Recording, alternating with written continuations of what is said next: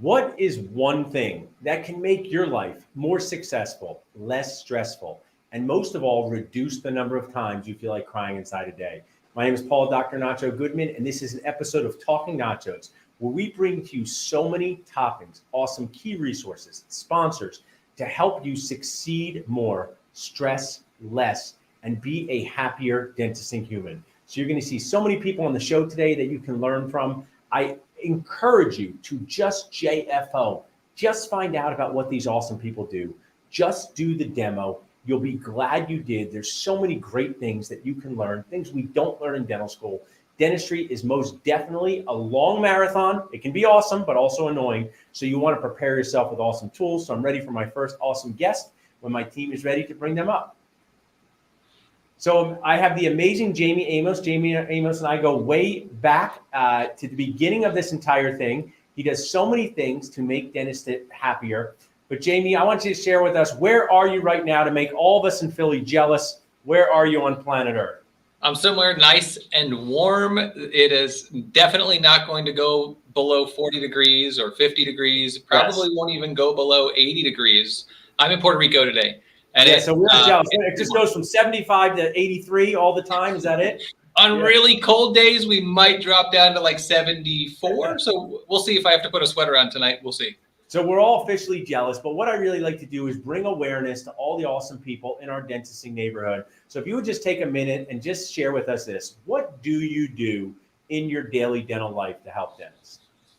All we do is startups. So we make it pretty simple. A lot of people are very good at lots of things. I'm good at one thing in dentistry. It's startups. We've opened, the president of our company, for example, his name is Steven. He's opened over 850 startups now, but who's counting, right? I mean, that's a lot of startups. So what we like to do is take the guesswork out of startups, make it easy for associate dentists to say, you know, I want to own a practice. I've been looking at practices to buy, and I'm just not liking what I'm seeing, or maybe I don't like the culture that I've seen inside a few of these practices. I want to do it my own, but this startup thing seems too risky, seems too crazy, seems too expensive. So Paul, you and I, thank you for having me here, by the way. Being able to have this nachos discussion live and share these exciting things with people, just being helpful to the associate dentists out there, the people I like to serve. Being helpful to associate dentists is what I love through startups. That's all we do. And one of the things, Jamie, I've learned from you, you're an amazing speaker, is you're a one thing person too. So, you know, I know we have featured your awesome location book, which we'll get to in a minute, but, you know, we could talk about a couple one things, but is there any maybe myths or things people are, you know, you're out there, you're an associate, we sell practices, buying practices that are existing are good too, but startups are another option on this plate. We get asked about it all the time. So is there any one things that you would like to bring to light for our audience today? Yeah, I have a real easy, simple thing to address. So I'll speak right to the baby age dentists, all the BADs, all the bads out there, right? This is just for you guys and gals. And Paul, you know many of the doctors who have gone through our consulting program. So whether or not you work with Ideal Practices, I want to share 3 simple myths with you that can help make the startup topic seem more approachable, so you can at least research it. And I would say that a lot of times a startup is almost like going to Disney World. I was really lucky to be able to take my family there just a few weeks ago. And my son, who's 11, it was like the big dream come true of his life. And he planned it all out. He talked to as many people as he could. He charted out the path on the sidewalk that we would sprint down. He was dreaming of all this. He charted the path out. He kind of like reverse engineered how to wake up early at Disney World months ahead of time to get to the Star Wars land, right? So wouldn't you know, our first day in Disney, we wake up early. I get my coffee, just like Mason's plan said. We wake up at the right time. He drags the rest of the family. We get to the gate, and it was like, I don't know, 7:30 in the morning, and I'm sprinting through Disney World with my son and a cup of coffee that's splashing, and there's so much motivation and fun and excitement. It was like his dream come true. It was fun seeing my little son see it come true for him. So I think a startup is a little like that. Like you dream of it for years, maybe even sometimes since childhood. And the experiences that go best, in my opinion, are like my son's, where you pre-plan. I'm sure you can just buy a ticket into Disney World and get started and just look around. That's okay. Some startups just try to buy a ticket and look around. And I tell you, sometimes those associate dentists who just buy a ticket and look around in the startup world, like they open with advice that they found in some, podcast, that's fine. but a lot of them struggle for years. I want to interject, Jamie. Sometimes they don't even make a paycheck to take home for 4 or 5 years. So anyway, let me real quick. Disneyland, though, Jamie. I want to say one thing just for our audience is, while your son got you to Star Wars Land, if you don't have a plan in Disney World, you just wander around. There's nothing bad. If you don't have a plan in Startup Land, you may go out of business land sooner than you think. So I want to kick it back to you, but I just want to share that this is a serious thing, startups. It's an enormous decision for your livelihood, your life, your family. And while I encourage and admire dentists following their dreams, they want to do it in a way that's practical and success-based. And I know that's what you guys do. So I'll kick it back to you for your tips there. I'll give a couple easy tips, maybe like 1 minute per tip or less, just to make it simple, just to stimulate some ideas. If you want, you can text the number, that startup name. You can text startup to the phone number at the bottom. But here are 3 simple things right behind me. Ready? If you want to be like my son and reverse engineer your trip through Startup Land, here we go. Number 1. So there's top 3 questions in startups. Number 1 is, how do I do it? Like, how the heck do I put this thing together? So I'll share with you a quick, easy graph that you can use. Number 2, people ask, where the heck should I go? Where's the right place? Where's the right amount of competition? Where should I open? Real estate related. And number 3 is how much. So the Nacho community has been nice enough to help us share great resources, all free that you can access on each of these topics. This one is a graph that if you text the word startup to the number below, I'll happily, through Paul and his team, share a really cool, I wonder if I can share this screen. Am I allowed to do that, Paul? It's not as easy as Zoom here. We probably should just text the graphics back to them for the sake of this, but in a future I'll do that. There you go. Okay. I'll just share here. Okay. Well, there's that slide. I don't know if you can see it, but are you able to see me now again? Unless you turn your camera to it, it might be tough to see. Okay. I'll give you a sharing screen on StreamYard tutorial later, but we'll be glad to text that graphic back to There's a 1-year timeline and checklist. So if you're wondering how to put all the pieces together, this is based on 850 startups. Cool. There's a timeline with checklists that Paul and his team can send to you, totally free, no catch, just use it and track yourself along with a startup so you can study how the process works. Secondly, where? Number 2, where the heck do you go? How do you know where to open? The demographics topic, the real estate topic. This book, I wrote it a couple of years ago. It's a #1 bestseller on Amazon. Paul and his team have helped underwrite the cost of this so that this book, it sells for $67 on Amazon. But Paul and his team are allowing us to do this for $1.99. They'll give you a physical copy.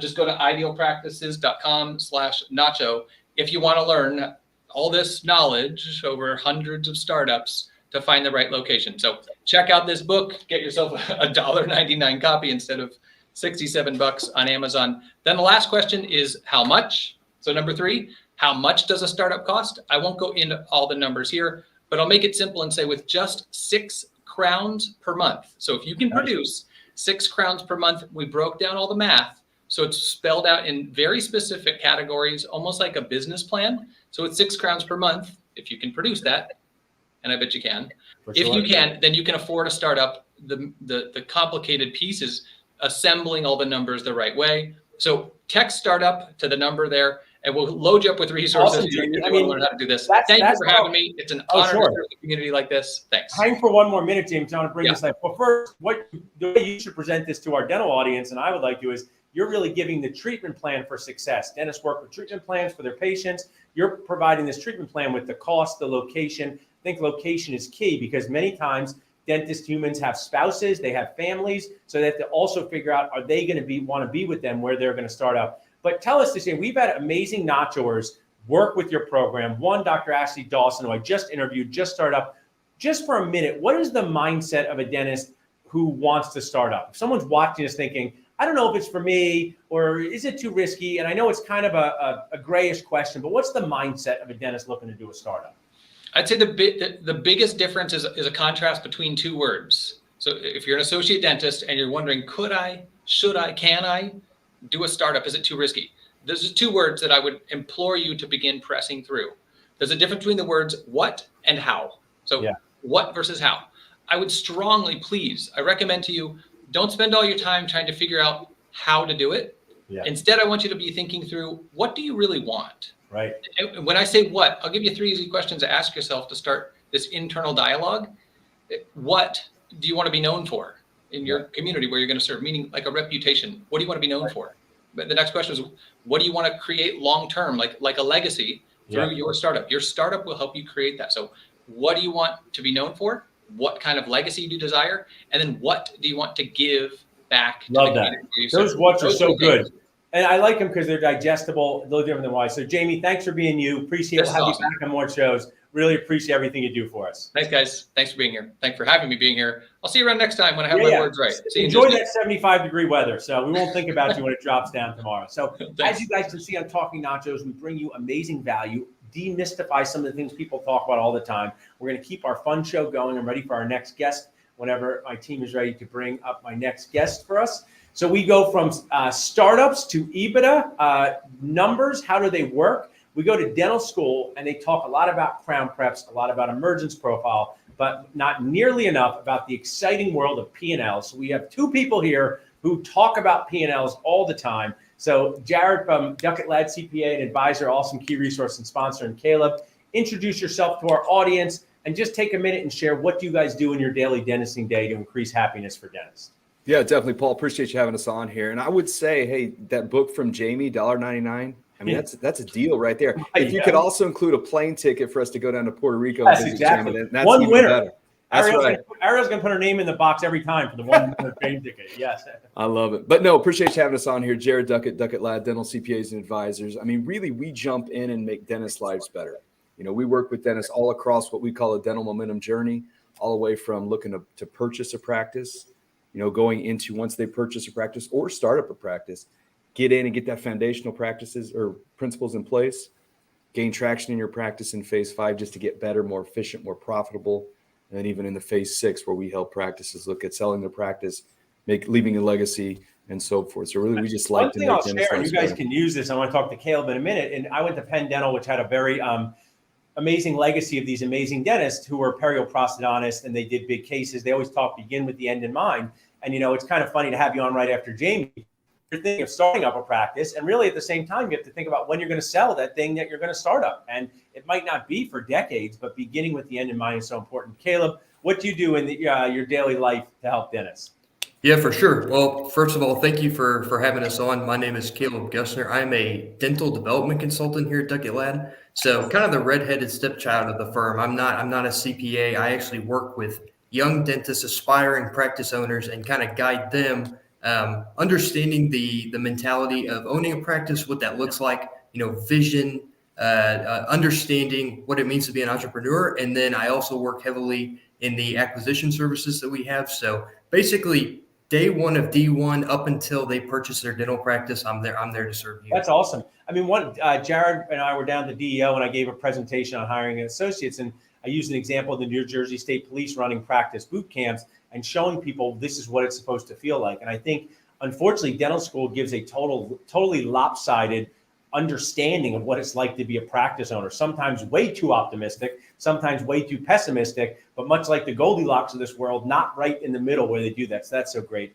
Jared or Caleb, what are some things that you guys find in dealing with dentists each day where maybe there's a myth or maybe a misunderstanding? It could be about numbers or the process, but I really like to reveal, you know, hey, dental school does not prepare us to think about these things. What are some of the things your clients are thinking about more because of working with you, or just how you have to remanage their expectations and say, hey, I know you want a CEREC, but that is not in your budget at this time. So Jared, I'll be glad to hear from you on that. Yeah, 100%. I think one of the biggest things that I see, and literally Caleb and I just got off a call with a lady looking to buy into a practice, is dentists sometimes, I say sometimes, a lot of the times, no offense, they just don't know their numbers.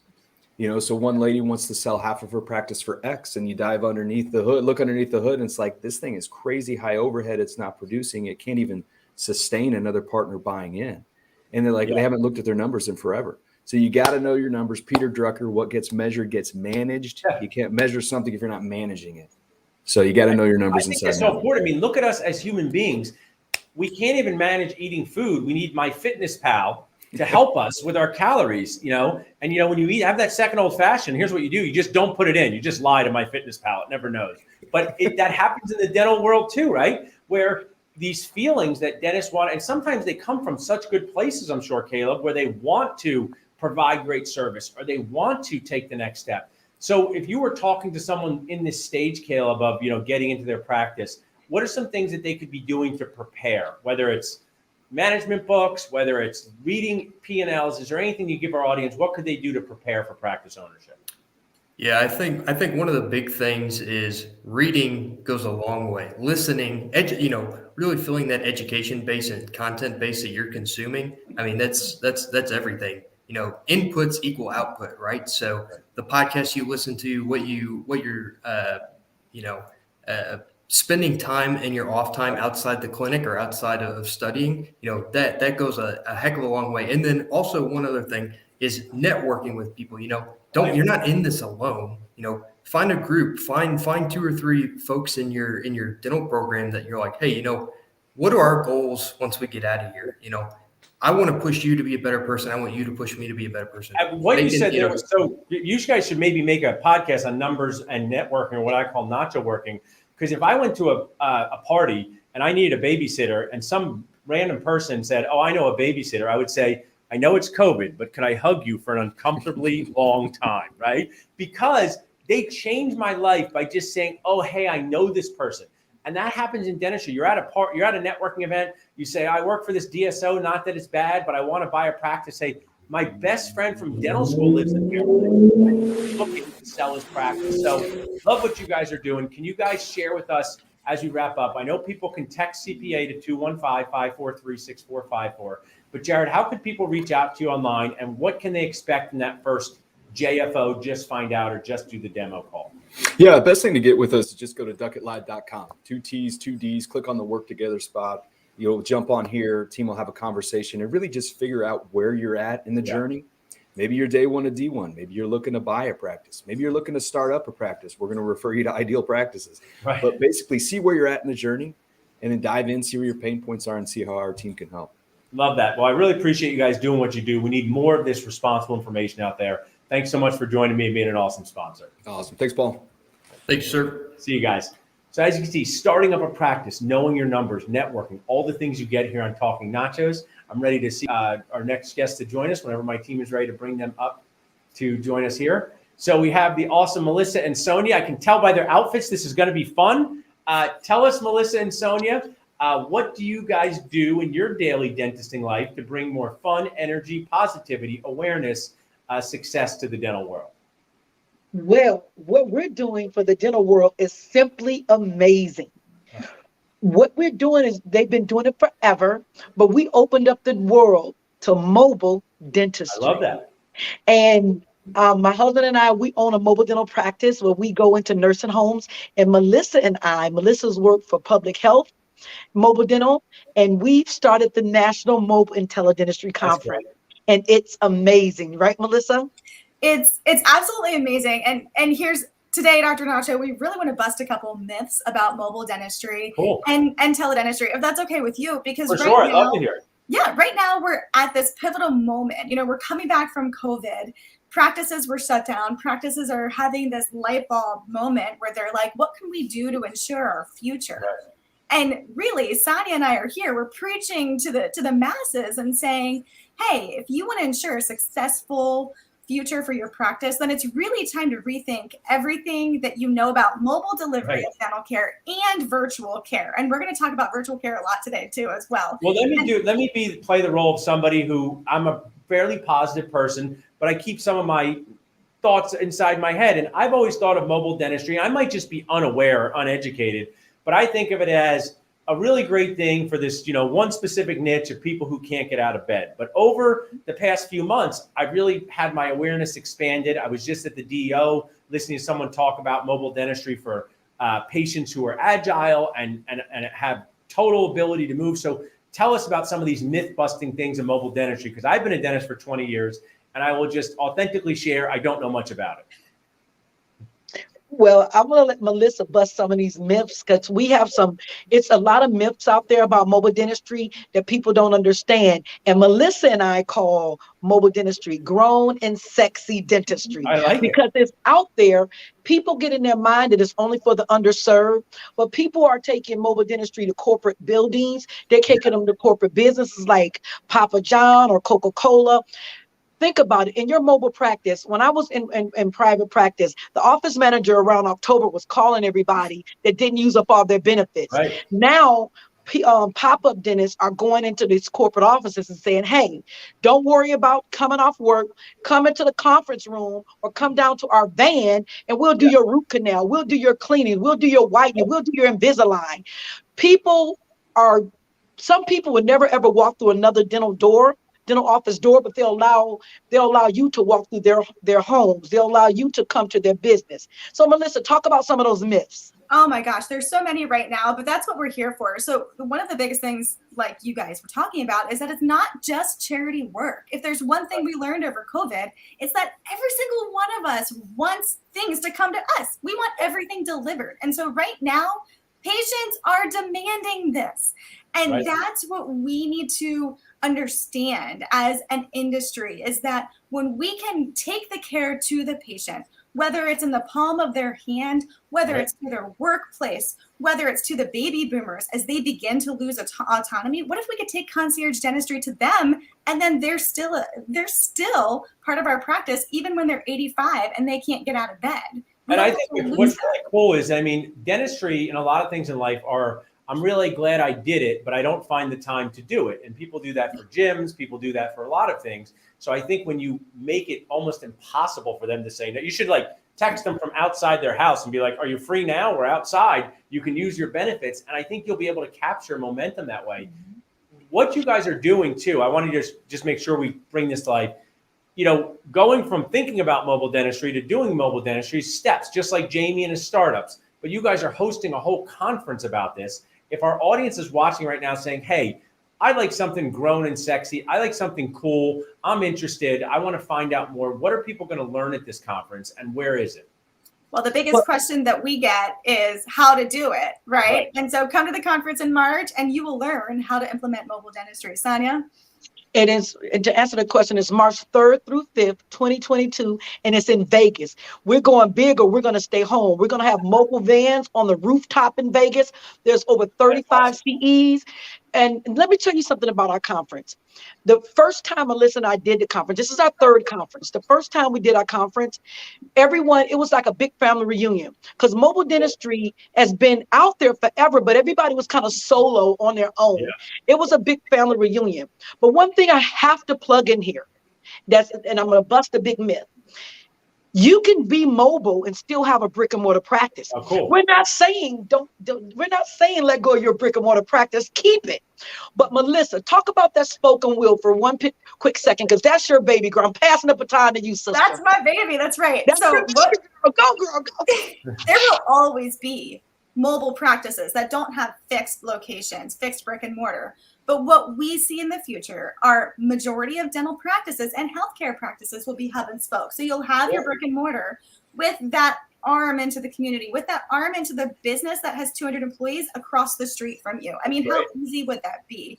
And then you have the arm into your virtual phone of your patient. I mean, how amazing is that? And so that's what we see for the future. And that's what we know is coming, because all you have to do is look at healthcare. Look at the rest of healthcare. We're a couple years behind them, a decade behind them. The telehealth boom started a decade ago. And so now it's a matter of not if we get on board in dentistry, it's a matter of when. I totally agree with you. I mean, our ABC mantra of always be connecting also fits with always be creative and to be relevant, to have more fun. There's so many opportunities. As you can see, there's so many challenges in dentistry with dental school debt, with jobs, but this creates this very, very agile way for dentists to be able to work wherever they want sometimes. Maybe go somewhere and be part of a mobile dental team. We have that on our Dentist Job Connect platform. So I just think you guys bring the fun. We're going to hire you to come to Nacho headquarters and just get everybody ready for the day each day because you bring so much energy. Some people on our team could use a pump me up from you two. So before we jump off, I know people can text NMD to 215-543-6454.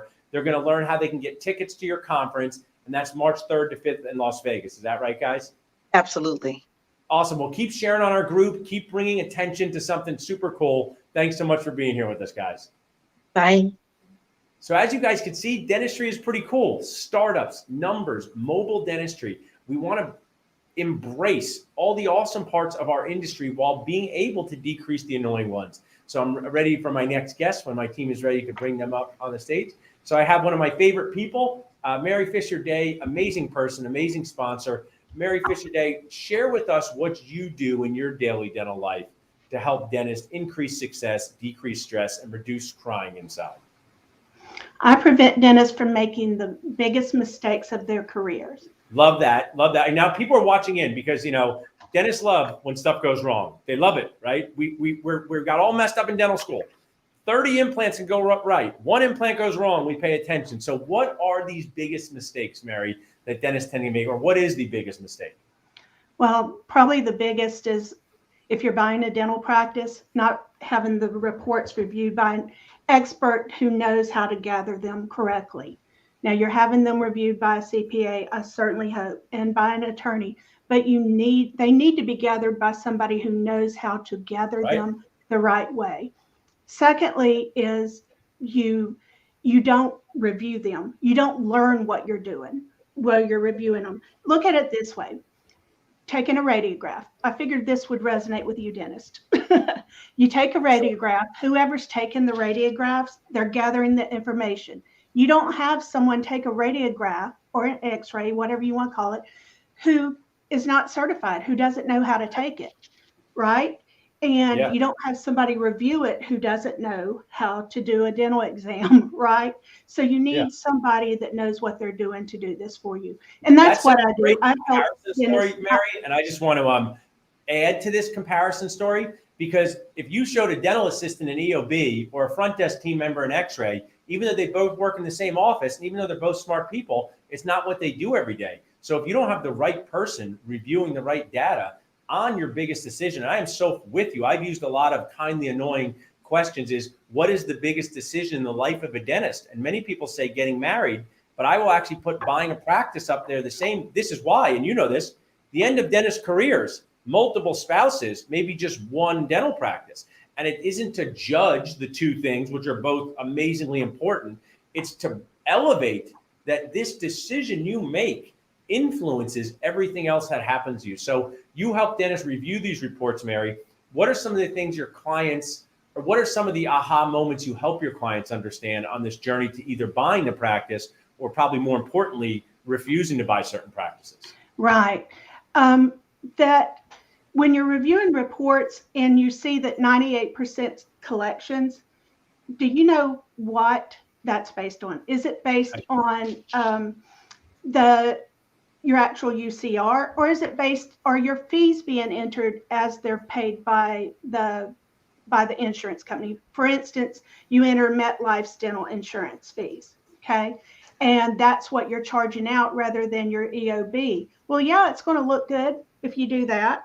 It won't look good if you leave it out and you're writing off, say, MetLife, probably 40%, maybe more for MetLife. I think, and I just want to bring that thought, you're just sharing so much amazing value. You know, whether you utilize a service like Mary or us or anyone, just this is such a very key point. Understanding adjustments and not misunderstanding adjustments can truly ruin your morale, ruin your money. And you see that we're seeing this more and more. Why are we seeing the adjustments get more out of whack? Is it insurance companies paying less than they did? Is it contractual things? Can you give us some insight on that? Well, yeah. And also, as we know, the newer dentists are being paid less on the insurance claims. Right. But that's not necessarily who your sellers are. One thing we're seeing is, as hopefully everyone knows, that Delta Premier is basically gone for anyone who isn't already an existent practice owner. So you look at it and you're like, well, they have 50% Delta Premier. They pay well. Guarantee you they're not going to pay you as well as they did.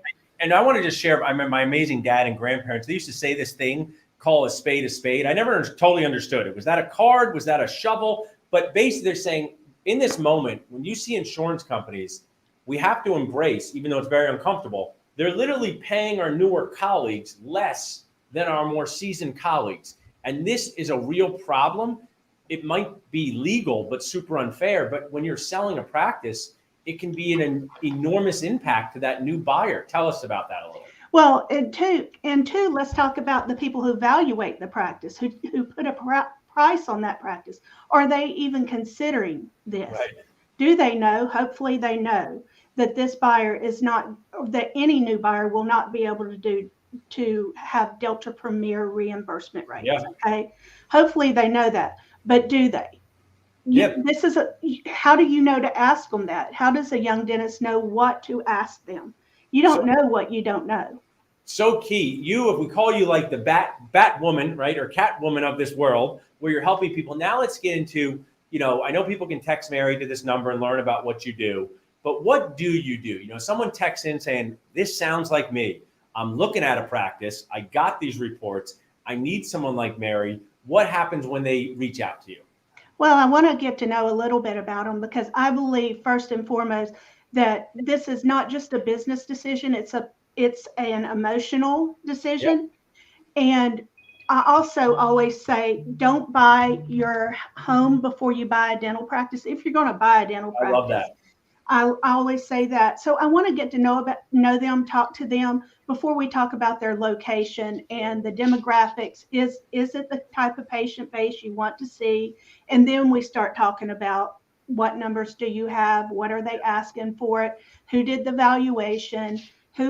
Do they have a CPA? Do they have a dental specific attorney? Are you working with a CPA? There's so many questions like that I get involved with and start asking, because I want to talk to everyone involved, if possible, who, if it's applicable. And I think, what you do is so awesome. We're so proud to have you as a sponsor. And also, just if I can add in, when you're making big life decisions, whether it's bringing a baby home from a hospital, buying a practice, the more people you have on your team that do this all the time helps your morale, helps your sanity. When you can say to a Jamie Amos, is this normal? A Jared Duckett, is this normal? A Mary Fisher Day, is this normal? And when they say, we did this hundreds of times, and this is normal actually, 18 new patients a month for this practice is normal. I know on Facebook it says 100 new per month, but this is a fee-for-service practice. Or you could say, the dental office manager makes $150,000 a year. Is that normal? That's not normal. So we need to dig into that, and we need to talk about it. And it doesn't mean it's not the right practice, but really what you guys do, and especially what you do, is finding the right fit for dentists at the most vulnerable time in their lives. Well, and that's true. And the dental office manager may be a manager of multiple offices. Right, yes. So there's all kinds of things to look in the overhead. So Mary, I know people can text into our Nacho hotline, but how can people reach out to you directly or find you online so they can find out how to work with you? Mary at thedentalbusiness.com. Just awesome. Mary at thedentalbusiness.com. Well, you have the name of my favorite person, my wife, Mary, and you're awesome. And we're so glad to have you on our team. Thanks for helping us. Thank you for having me. Have a good day, everyone. So as you guys can see, just so much tremendous value. Kind of see, this is all intertwined like a good plate of nachos. Each team member, our mobile dental people, that's impacting practice transitions as well. So these big life decisions, you want people on your team who know what they're doing. So I'm ready for our next guest when my team is ready. So another one of my favorite people, Tyler DeStefano, amazing sponsor, friend, and key resource here. And Tyler, I know you've been on these shows multiple times, but just since we do get new members all the time, just orient everyone. What are you doing in your daily Tyler life to help protect dentists? Well, hey, Dr. Goodman, what an amazing show. Some amazing people here. I was so excited to see Jamie Amos. I love referring to them. Every time I give them a referral, it's so exciting to hear it. An email back several weeks later thanking me for that referral. So Jamie, good to see you, and everybody as well. But it's been an explosive year for doctors, disability specialists. Our firm specializes in helping dentists with their disability insurance. But this year alone, we put on over 500 new dentists, which is a record-breaking year for us, for sure. And what might be something I could just use as I will be me. I am not the best at stretching. I should have done more stretching early in my life. I played a lot of sports. I work out. It's a challenge for me. It's something I wish I did more of earlier. While disability insurance is something that I remember my dad telling me about in the 1980s, right? He had the ADA disability plan, whatever. So it's not new, but tell us, why is more attention being put on this? Why are you seeing more, writing more policies? Is some of the sharing online giving more awareness to this earlier in people in career? I'm actually totally curious. Well, for our business, it was more of an internal change. It went from my company to our company. So in 2019, 5 of my associates became partners. Cool. And it was extremely exciting, and I think that's a big reason for our growth this year. But I think dentists are becoming more aware that their whole financial future is predicated on the expectation that they can do what they do. And it's hard. I don't think the general public realizes how hard dentistry actually is. They think you're in and out of there in 2 minutes, and people that generally have good teeth don't understand the actual work that you do. Right. And right? You know, these disability issues can crop up in many. I mean, I've learned so much from interviewing you guys so many times, also knowing that a disability is not always forever, but how you're going to make money during that time. If you own a practice, keeping in this transition theme for a minute, because I know you also do this as well. Where does the disability policy come in the purchase of a practice? Where is that just part of the whole thing? Well, banks want to lend to dentists. Dentists are good risk, compared to lending to a yogurt shop or a restaurant that goes out of business all the time. The only way a dentist really goes out of business is if you're disabled. Obviously, there's other examples like divorce and public humiliation and lawsuits, but disability is it, and it can be indemnified against. So most banks agree it's prudent, it's appropriate, and it's good lending practice to have people have at least enough disability to cover their loan. Because that loan doesn't just go away. If you're disabled, it doesn't just poof go away. Like, those loans are personally guaranteed. Right. So, and that's why you protect yourself from annoyance and challenge, and also your family. There's a recent episode of Curb where Larry David did not want to give up his favorite umbrella because he said it was never turned inside out. It was a great umbrella. Part of me feels, and working with you guys, that many dentists are carrying around an umbrella worried it's not raining yet, but if it does rain, there's kind of holes in their umbrella and it's not going to protect them. Do you guys also review disability policies? Yeah. Alert dentists either, hey, this is good, great, or there's some holes in this. Well, it wasn't Larry's umbrella. I think he stole it from a hotel. Yeah, he stole it. Yes. I mean, that's a great analogy. A cheap umbrella or a good umbrella, there's a very big difference, right? Disability is the same. It's a bunch of words. It's 50 pages of words and commas and paragraphs. And whenever disability is cheaper, it doesn't mean that you're getting a better deal. It just means the actuaries have figured out a play with the words, a way to play with the words to make it cost less. So the lens we look through when we help people with disability isn't, this one's $500 a month, this one's $200. I'll take the one that's $200. Right. It's more about if that bell rings and you can't produce, it's going to work. Yeah. And so basically, Tyler, a couple of things I want to add up for you is one, I want to talk about the dentist about to jump into the real world.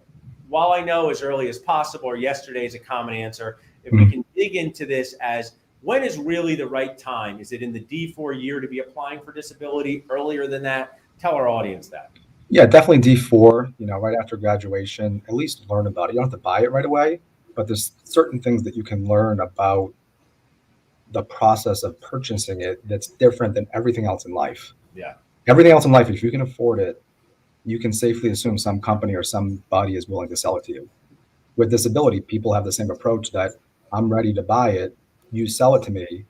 And that's not the experience, unfortunately. It's going to be a big medical audition to get it. In one chiropractor visit or a complaint about mental health, it stinks, but it's the truth. It's the truth that this stuff is difficult to get. And then that's why you don't get younger and healthier in general or never, and you utilize that time. Now, if someone's watching thinking, I've been an associate for 5 years. I had a disability policy when I was making 70 grand a year. Now I'm making 230 grand a year. Can they also reach out to you to upgrade, enhance, and make sure they have the right policy for that? Yeah, it happens all the time. It becomes less relevant as your income goes up. Their disability monthly benefit should be relevant to their income for sure. Yeah. So you guys can review existing policies and say, hey, this is going great. Keep doing what you're doing. Or, hey, you really need to upgrade here. And, you have 2 kids now and you got this when you weren't even married. And I know that happens out there. That's where our process starts. We don't just make up work. If somebody has disability already, we're going to read the words. And if it's good, we're going to say so. If it's not good, we're going to highlight the words on our screen. We make them read those words for themselves. And then it becomes clear. You're like, wow, those words aren't good. You're right. And it's not even sales. I try to keep it very clinical and educational. And if the words aren't good, it's going to be obvious. We're going to show them. Right. And then they agree or disagree. Well, you guys are doing amazing work out there. You bring awesome energy. Jim is fantastic. He made a great post today about kindness, which I loved, and you do the same thing. So thanks for being a key resource and sponsor. I know people can text DDS at 215-543-6454, but if they want to just reach out to you directly or check you guys out online, what would be the best way to do that? Well, our website's somewhat embarrassing, so I would not have people go to our website at the moment. But email is fine, tyler.destefano@ddsteam.net. Awesome. We'll put that in the chat. Thanks so much, Tyler. Have a great Thanks, rest of Dr. the day. Goodman. Thank you. Awesome, guys. Well, this was an awesome episode. If we have any more guests, Ariel can pop them up. But if we have done all of our guests, I want to thank you for watching on Talking Nachos. To reach out to us, you go to dentalnachos.com. If you have an anonymous question you want us to post, just text SALSA to 215-543-6454. We are striving our best. That's my word for trying, striving our best to bring more fun, to help you make great decisions in your career, and to definitely ABC, always be connecting. Thanks so much, guys.